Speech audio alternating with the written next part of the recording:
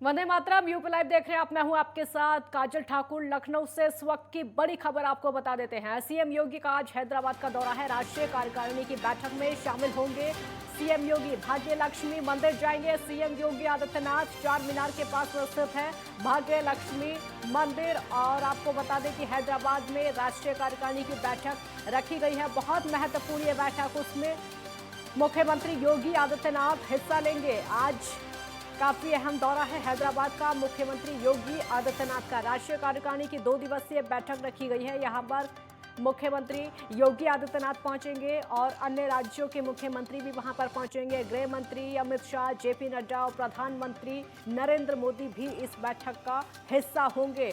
हैदराबाद में राष्ट्रीय कार्यकारिणी की ये बड़ी बैठक रखी गई है। मिशन तेलंगाना को लेकर ये बैठक रखी गई है, जिसमें राज्यों के बीजेपी शासित राज्यों के मुख्यमंत्री शामिल हो रहे हैं।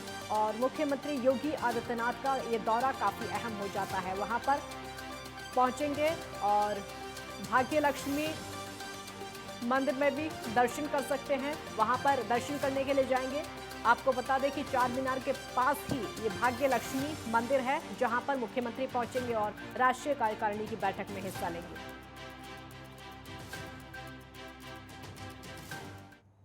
सीएम योगी ने जौनपुर के बदलापुर विधानसभा में वीडियो कॉन्फ्रेंसिंग के जरिए फायर ब्रिगेड और बस स्टेशन का लोकार्पण किया। आपको बता दें कि सीएम योगी ने इस दौरान अपने संबोधन में कहा कि हमारा लक्ष्य है कि फायर स्टेशन हर ब्लॉक में बने। वहीं इस दौरान बदलापुर के बीजेपी विधायक रमेश मिश्रा ने सीएम योगी को धन्यवाद कहा।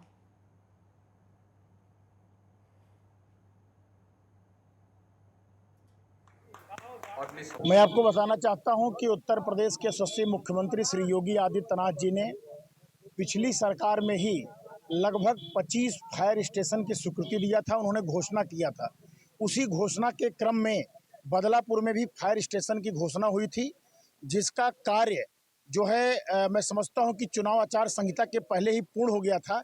लेकिन प्रशासनिक कार्य यहां पर नहीं हो रहा था, जिससे फायर ब्रिगेड नहीं था, स्टाफ नहीं थे।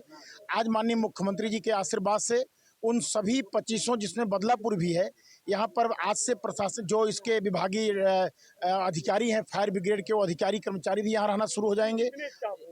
अभी 6 स्टाफ से शुरुआत हुई है और एक बड़ी वाली फायर ब्रिगेड की गाड़ी और एक छोटी फायर ब्रिगेड गाड़ी, बाकी सिलेंडर, इन सब से शुरुआत हुई है।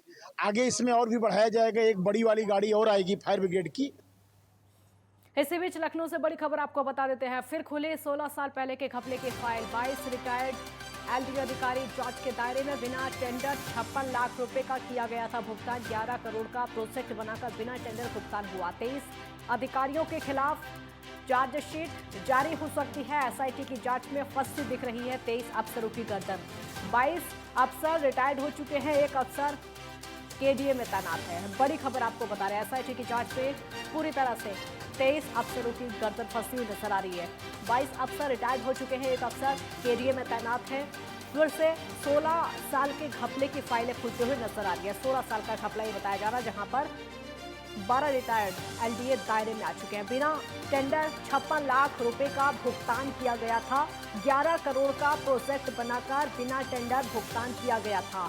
23 अधिकारियों के खिलाफ में चार्जशीट दाखिल हो सकती है। एसआईटी की जांच में 23 अफसर फंसते हुए नजर आ रहे हैं। एसआईटी की जो जांच है उसमें अब तक 23 अफसर फंसते हुए नजर आ रहे हैं। 16 साल पहले का ये पूरा मामला है। 16 साल पहले जो घपला हुआ था, अब उसकी परतें फिर से खुलने लगी हैं। अब उसकी फाइलें फिर से खुलती हुई नजर आ रही हैं।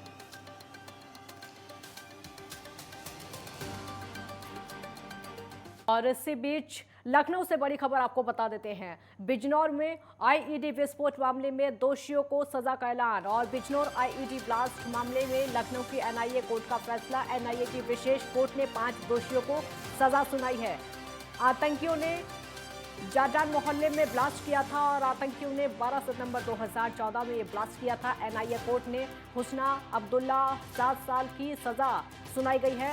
नदीम रईस अहमद को भी 7 साल की सजा सुनाई गई है। फुरकान को 7 साल से ज्यादा की सजा सुनाई गई है। एनआईए कोर्ट ने दोषियों को यूएपीए के तहत ये सजा सुनाई है। 7 साल 10 महीने की कठोर कारावास की सजा सुनाई गई है। सभी 5 दोषी प्रतिबंधित संगठन सीने के हैं। और आपको बता दें कि सदस्य जो एनआईए कोर्ट ने सभी दोषियों पर जुर्माना भी लगाया है।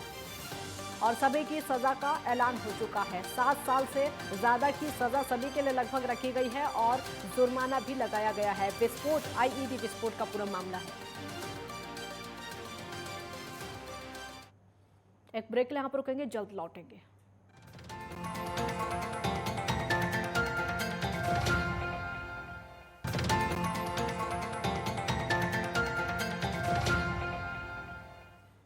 ब्रेक के बाद एक बार फिर स्वागत है आपका। संभल में जिला अस्पताल से बड़ी लापरवाही की खबर सामने आई है। अस्पताल में आग बुझाने के लिए लगे अग्निशमन यंत्रों पर एक्सपायरी डेट देखी जा रही है और ये स्थिति तब है जब 4 दिन पहले ही जिला अस्पताल में आग लगने की खबर आई थी। बल्कि अस्पताल में 1-2 नहीं, तमाम अग्निशमन यंत्र हैं जिन पर एक्सपायरी डेट देखी जा सकती है। आपको बता दें कि हर साल इन्हें रिफिल कराया जाता है। फायर का नाम करने वाली अब तक की जो एजेंसी है, इनको चेक करने के लिए इनके अंदर लगे मिनी सिलेंडर या फिर पाउडर या फिर केमिकल को बदलती है, फिर उसको एक्सपायरी डेट का सर्टिफिकेट लगा देती है जो लगभग 1 से 3 साल तक हो सकता है। 4 दिन पहले ही अस्पताल की 4थी मंजिल पर आग लगी थी, लेकिन इसके बाद भी लापरवाही सामने आ चुकी है। पूरे मामले पर डीएम ने कहा है कि उन्होंने पहले ही भ्रमण पर्याप्त अग्निशमन यंत्र लगाने के निर्देश दिए थे। यदि कोई अग्निशमन यंत्र है तो उसे रिन्यू करा दिया जाएगा।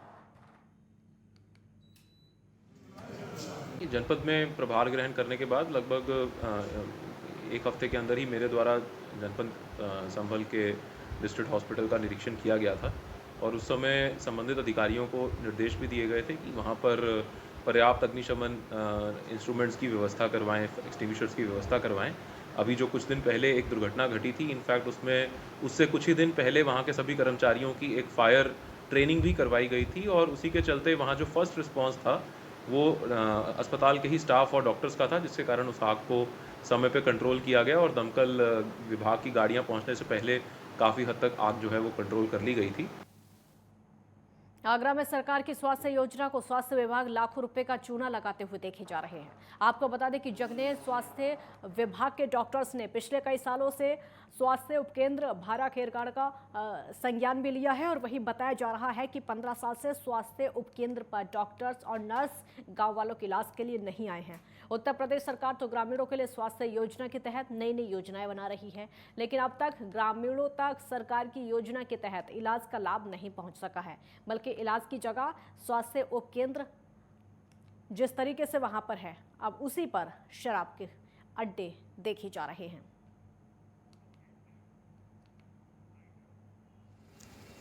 कुछ नहीं। अच्छा, आपके गांव की महिलाओं को इलाज के लिए कहाँ जाना पड़ता है? जगनेर। जगनेर कितनी दूर है यहाँ से? आज 4 किलोमीटर।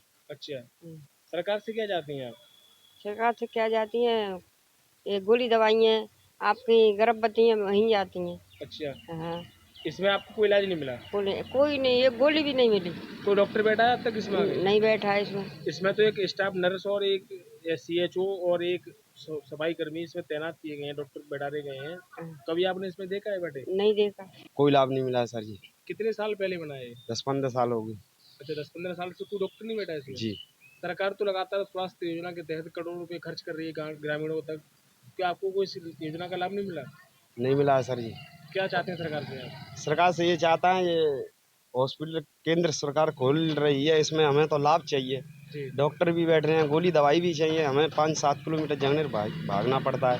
दूर है यहाँ से अस्पताल? दूर है। सरकार लगातार स्वास्थ्य योजना के तहत गांव के लोगों तक लाभ पहुंचा रही है। वहीं आगरा की खीरागढ़ तहसील के जगनेर ब्लॉक की ग्राम पंचायत भारा में लगातार गांव के लिए सरकार स्वास्थ्य उपकेंद्र जैसी व्यवस्थाएं करा रही है, लेकिन इन स्वास्थ्य उपकेंद्रों का जनता तक कोई लाभ नहीं पहुंच रहा है। आपको बता दूं, लगातार गांव के लोग स्वास्थ्य उपकेंद्र दूर होने की वजह से अपना इलाज समय से नहीं करा पाते हैं, जिसकी वजह से कई लोग अपनी जान गंवा देते हैं। वहीं ग्राम पंचायत के अंदर सरकार ने लाखों रुपए खर्च करके गांव के अंदर स्वास्थ्य उपकेंद्र का निर्माण कार्य करा दिया, लेकिन जनता को इस स्वास्थ्य उपकेंद्र का कोई लाभ नहीं मिला। क्या ऐसे ही सरकार की स्वास्थ्य योजनाओं को स्वास्थ्य विभाग खीरागढ़ पलीता लगा रहा है? क्या इन योजनाओं का जनता तक कोई लाभ पहुंचाएगा? आगरा से नेट ऑफ 10 के लिए टिंकू सिंह की रिपोर्ट।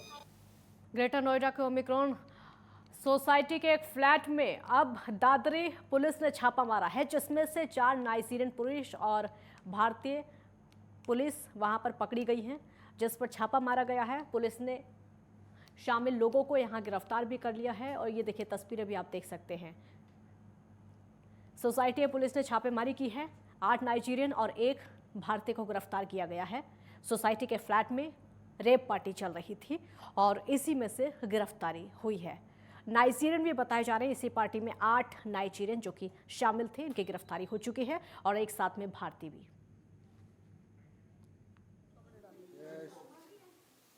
आज एक इंफॉर्मेशन मिली थी कि थाना दादरी अंतर्गत ओमिक्रॉन 1 में कुछ लोग पोस्टर लगा करके एक रिहायशी मकान में एक पार्टी आयोजित कर रहे हैं।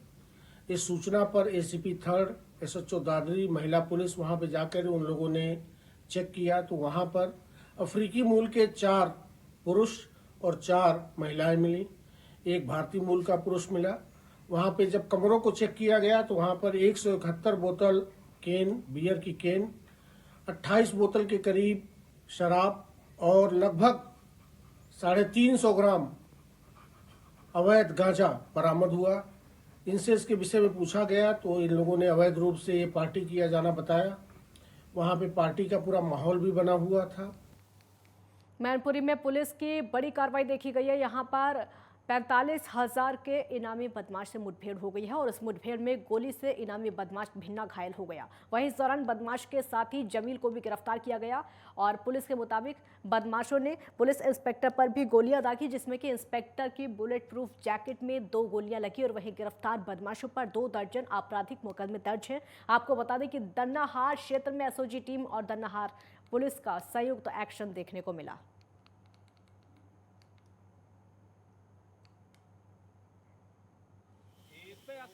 कोतवाली थाना अंतर्गत वाहन चेकिंग का आदेश दिया गया था। वाहन चेकिंग के दौरान एक बाइक से 2 बदमाश जा रहे थे। इनको जब रोकने की कोशिश किया गया तो ये भागे। पुलिस ने इनको पीछा किया। पीछा करने के दौरान इनके द्वारा पुलिस पे अटैक किया गया। अटैक में एसओ दन्नाहार के ऊपर अटैक किया गया, जो बुलेट प्रूफ जैकेट से बचत हुई। पुलिस ने फिर उसके बाद से आत्मरक्षार्थ गोली चलाया, जिसमें एक भिन्ना उर्फ ईश्वर नाम का अपराधी घायल हुआ, जिसको चिकित्सकीय उपचार के लिए जिला अस्पताल रवाना किया गया है। इसका एक साथी जो फरार हो गया था जमील, उसको भी गिरफ्तार कर लिया गया है। और वहीं यूपी के सहारनपुर में भी मानसून की शुरुआत में जिला प्रशासन भी आने वाले खतरे को ध्यान में रखते हुए अलर्ट हो गया है। जिले में यमुना नदी के किनारे वाली 3 तहसीलों में 25 बाढ़ चौकियां स्थापित करने की कवायद अब जिला प्रशासन ने शुरू कर दी है, जबकि अकेले बेहट तहसील इलाके में सबसे ज्यादा 11 बाढ़ चौकियां बनाई जा रही हैं। बेहट तहसील के कई इलाके ऐसे हैं जहां पर पहाड़ों से आने वाला जो पानी है बाढ़ बनकर काफी कहर बरपाता है। यहाँ पर दर्जन से ज्यादा बरसाती नदी नाले ऐसे हैं जहाँ पर पहाड़ों में होने वाली बारिश की वजह से इस इलाके में जन सैलाब देखने को मिलता है और इसी के चलते प्रशासन ने अपनी रणनीति बनानी शुरू कर दी है।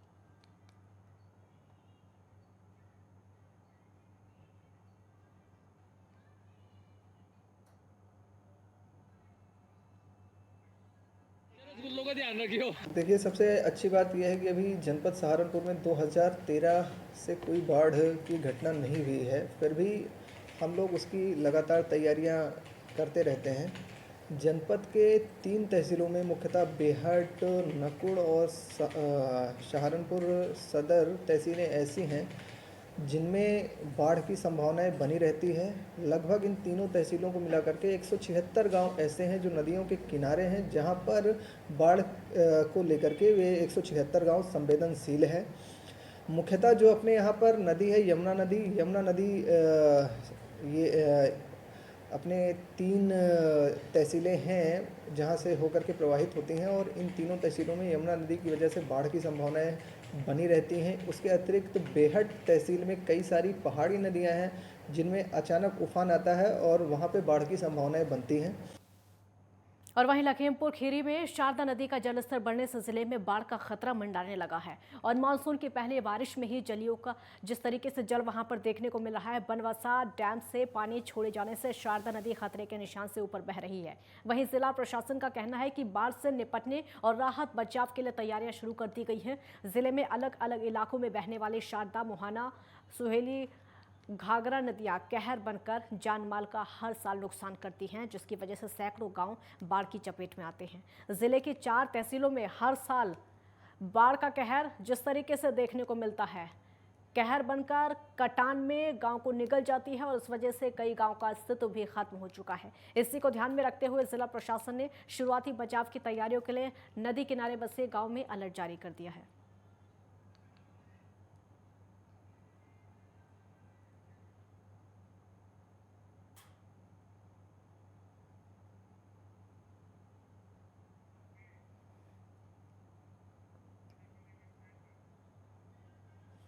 और वहीं सहारनपुर के देवबंद में सहारनपुर मुजफ्फरनगर स्टेट हाईवे पर चलती एम्बुलेंस में भीषण आग लग गई। इस दौरान एम्बुलेंस में सवार चालक परिचालक समेत 3 लोगों ने कूदकर अपनी जान बचाई। इस घटना की सूचना पर आला अधिकारी मौके पर पहुंचे, जबकि स्टेट हाईवे पर एम्बुलेंस में आग लगने के बाद अफरा तफरी मची रही, जिससे तकरीबन आधे घंटे तक वाहनों का आवागमन रुक गया।